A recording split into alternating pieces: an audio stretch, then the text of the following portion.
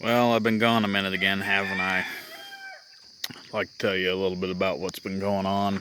Um, Basically, it's been just throwing all my time and effort that I have into working on that big shed. We had a roommate move in, so we had to get things ready for him.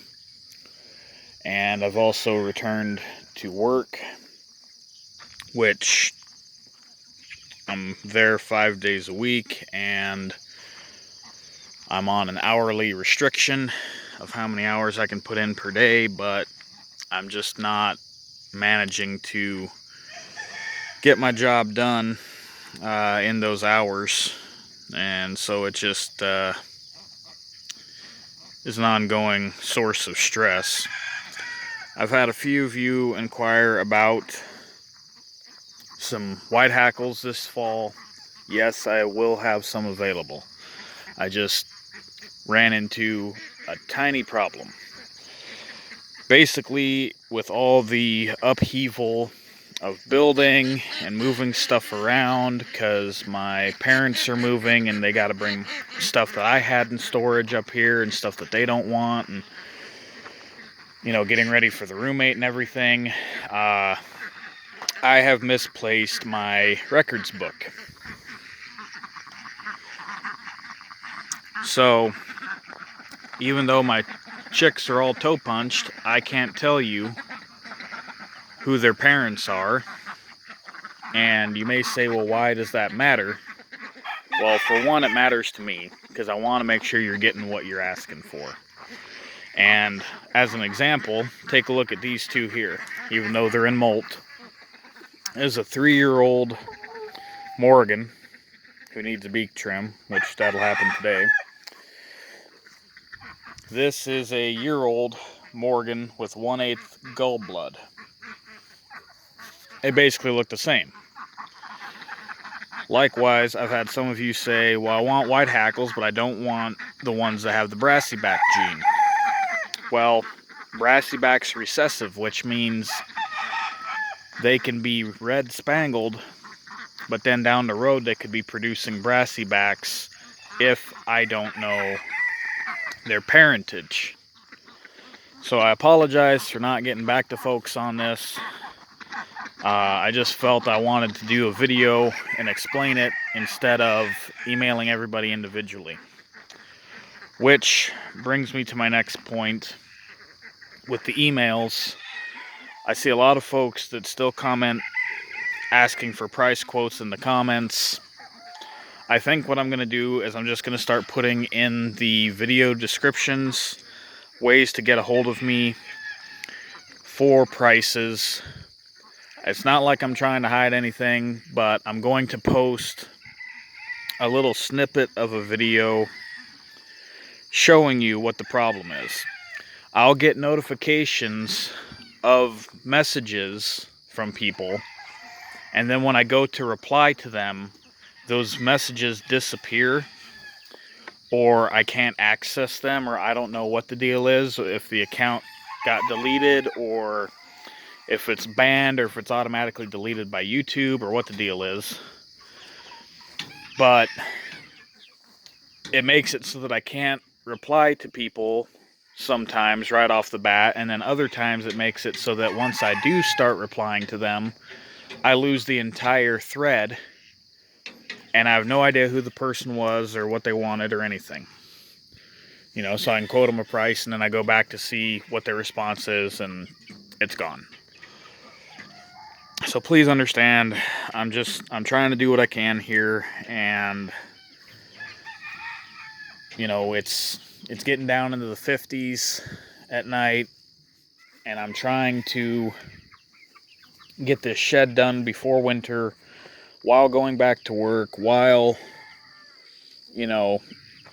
trying to show our roommate what kind of stuff he can do on this shed every day to help it come along.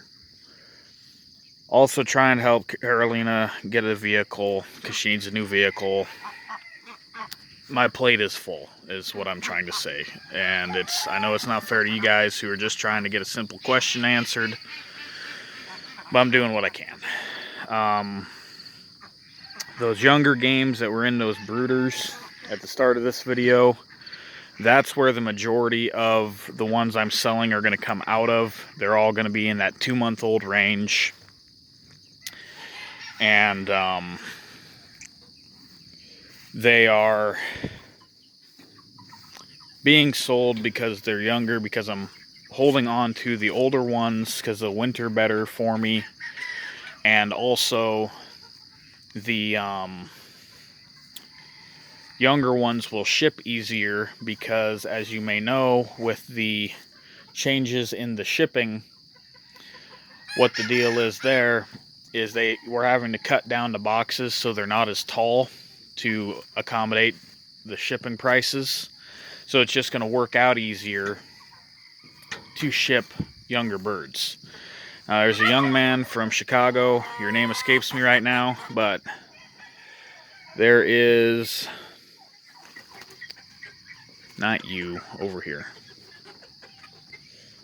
There's a brassyback stag there, and a brassyback pullet right there that I've got reserved for you.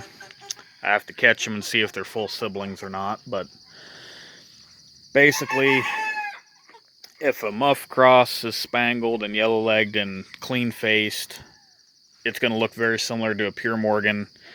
If a gull cross is spangled, it's going to look very similar to a pure Morgan. The round heads, they're easy to tell. The ones that do come muffed, they're easy to tell. But, like, let's see. Pretty sure this one that's sitting down, yep, exactly. So it stood up and it's got white legs. So I know that one's a muff cross, but if he was yellow-legged, to me he would look like a full-blooded Morgan. So this is why I've been hesitant on taking pictures of individual ones that I have for sale until I find my book. There's that brassyback for you.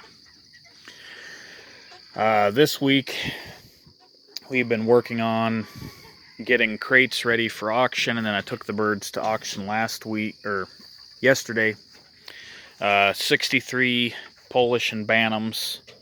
So with the Andalusians, I kept back only the blue ones to grow out. There's 5 white ones that I have that my friend wants. The turkeys are still here, but they're going to be sold before too long. The mother still has one baby with her. The other 2 got out and couldn't figure out how to get back in, and probably got ate by a feral cat, to be honest. Because there's 3 of them that come around here. Basically, I've got too many irons in the fire, and I know it. And it's just one of those things where the only thing I can do is keep pushing forward until I get some room to breathe here. Now, I'll show you how the oldest bunch of games are coming along. There's the young Azeals. Looks like 2 pair to me. I'll be holding on to them. I've got some very young stuff here that, honestly, if someone local wants, we'll probably hook up, because I think they're too small to ship. But there's 2 Morgan stags in here. There's a little group of roundhead crosses there that are spoken for. I got 3 Morgan pullets in there. There's a muff cross in there that I think's the pullet.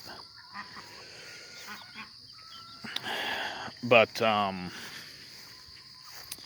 here's the oldest bunch of games over here. And we just moved this pen at the start of this week. But for whatever reason, I still cannot convince these guys that when I open their gate for the day, that they can go out of the pen. I really like that one. Again, these ones are not for sale. I'm holding on to them. That one, and that one are gull cross. That's a round head. That's a gull cross. And I think that one might be a round head cross, that pullet. The rest are white hackles. Question is, I don't know if they're the ones that carry brassy back or not. So, I'm working on a video on some history for the Arkansas Blue Travelers, as well as a few other larger videos. I just don't have the time right now to edit all the pieces together, and the one with the Arkansas Traveler, there's some little bit of history that I'm still looking for. I know I've got it printed out somewhere, I just got to find it to make the video complete.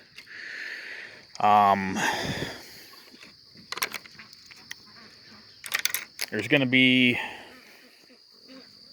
I don't know, 3 or 4 adult Morgans that I'm going to let go of that are older birds. They're a Morgan Gull Cross stag from last year, which I bred this year. I'm going to let him go just because he is spangled, and I want to try to keep my Gull Crosses red instead of spangled.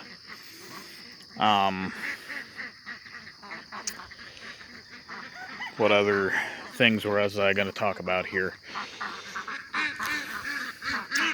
I appreciate everybody, showing interest in the birds. I just hope that you can understand the situation I'm in right now. I mean, to be perfectly honest, just to lessen my workload, the smart thing would be to take them to auction and just get them off of the property.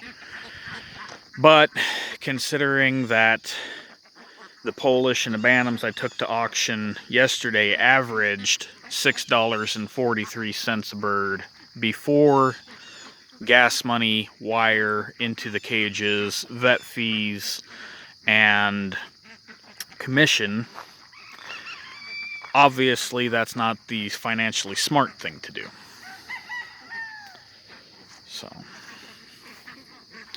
So yeah, there's the Gull Cross. He's 1/8 gull. He's going. Here's the 3-year-old cock that a guy had spoken for. Said he'd come out here and do some work in exchange for him and a hen. Maybe it's my fault. Maybe I was supposed to call him up and say, hey, I need you on this specific date. My understanding was he was going to say, hey, I'm available this weekend if you need me. Whatever the case, I haven't heard from him. So he's probably going to go. The Bantam Houdins, I'm just not having very good luck with the track record with them in general. And that might be a way to cut some weight there. This bearded buff lace, I'm probably going to let him go as a pet. He's not breedable because he doesn't have any toes. I got him that way. Both of the gold lace males that I bred this year are going to be replaced by some of their sons. I just don't know what sons yet. One of the brassy-backed Morgan stags from last year is going to go, and I'll probably keep the other one. I just got to figure out which one I like better. I'm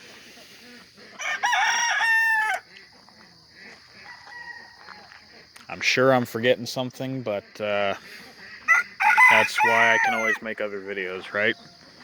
So I'll put in the description the email address that you can contact me at in regards to the birds that are for sale. And like I said, right now I'm focused on trying to find that book because I don't want to pair up birds and sell them just for the sake of selling them. I want to make sure that you're getting what you're paying for, basically.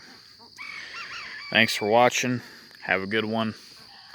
And hope everybody's birds are doing good in the molt.